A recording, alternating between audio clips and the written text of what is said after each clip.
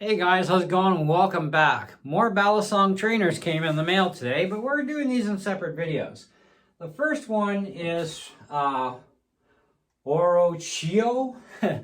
Well, it'll be in the description or somewhere in the title. Anyways, this is what they call a pocket multi-tool survival camping tool.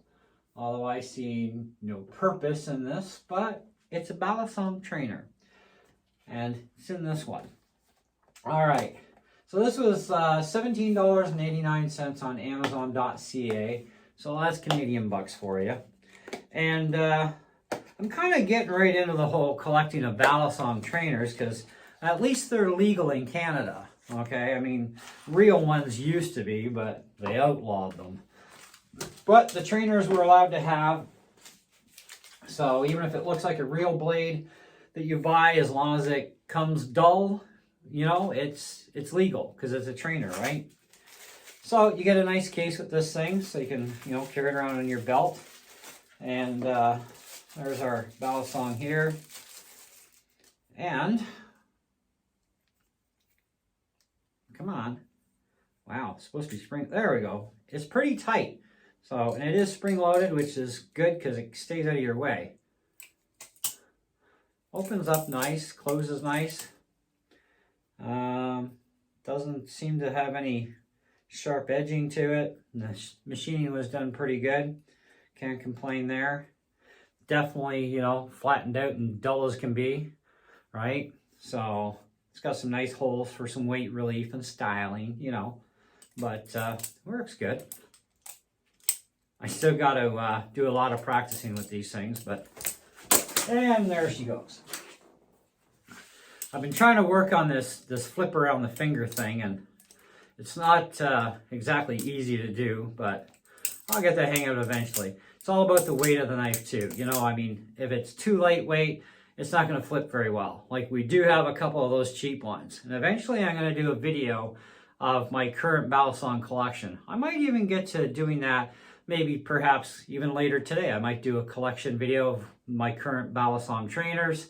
And of course I am going to be ordering more of these until Amazon runs out of them, I guess, or I decide to definitely stay away from the really super cheap ones though, because those ones I've already learned that they may look good, and they did look in the pictures that they had a spring load. Turned out they didn't, and they're really thin and cheap. We're going to take another secondary look at those in the collection so you get an idea what you probably should maybe want to stay away from, but you do need something that's got some weight to it. If you want to be able to flip these things, okay? So, but just open, close, you know, pretty good.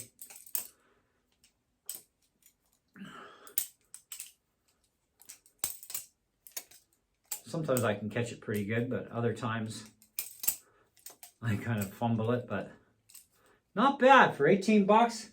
I say that's pretty good. Funny thing is the ratings on this. It only had a 1.5 star on 2 ratings. And it says, not sure what to do with this useless item. Not as advertised. What do you mean not as advertised? I mean, when you look at it, it's exactly as advertised as far as, you know, it's got the spring load, which we know it actually does. You know, you can see that up close. It does have the spring in there. And it does this. It's not flying around. So that's correct. Style of the blade is absolutely correct. There's nothing wrong with that either.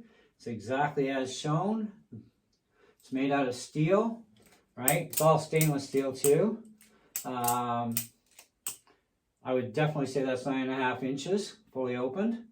Okay. Fixing method, they say, is pop rivets, which that is also correct. There are no screws. So if this does work loose over time, looser than what it is now, right, then there's really nothing you can do about it. It is what it is. And that went flying again. How about that?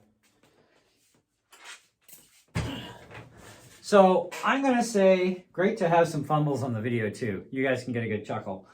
But as far as it being a survival camping tool, I would probably say it's not really that practical. Now, what I would say is that if you want to talk about survival wise, I mean, if you have some fishing string, some hooks, maybe a bobber, okay, then literally you could use this as a fishing rod. And that would be, because you got all these holes, I would loop my thread, I'd thread the fishing line through maybe the tip area and throw some string on it, like fishing line, right? And your hook and bobber, and just kind of sit there like this. I mean, you're not going to be flipping it while you're waiting, but you could use it as a fishing rod. It's either that or grab a branch and break it and your fish takes off. This, at least you get that fishing line around there nice and good. It's going to stay. So, I mean, for that part of camping survival, I think that would be kind of useful. But otherwise, yeah, it's pretty useless. You're not going to stab anything with this thing and hurt anything. It is kind of a rounded dull point. It does not have any kind of a cutting edge to it whatsoever. Now, it does have a bit of a, like the edge in here. So if you had one of those flint sticks, which I've got those, you could actually get enough bite in this to spark up one of those sparker sticks and start a fire. So I would say in general, I mean, it does have some camping and survival use, and it has some entertainment value to it because, well, it's a Balisong trainer, so you can, you know, work on your flipping routines and all that sort of thing with it. So to me, that's a win-win. I don't care what this guy says. I'm going to give this a 4 out of 5. It's quality built. Okay, that's number one.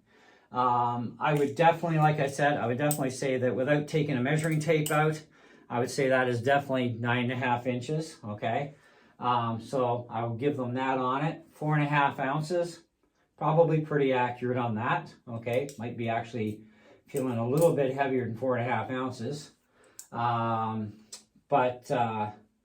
Yeah, I'm kind of on side that, you know, for things that I would think of using this as for a survival tool, it could work for that. And it's a Balisong trainer, which means that, you know, pretty much I think every country these things are totally legal in. I don't know for sure, but Canada for sure, the US for sure, trainers are definitely legal. Most US states, you can get real ones, but not the real ones. Okay, depends on what state you live in.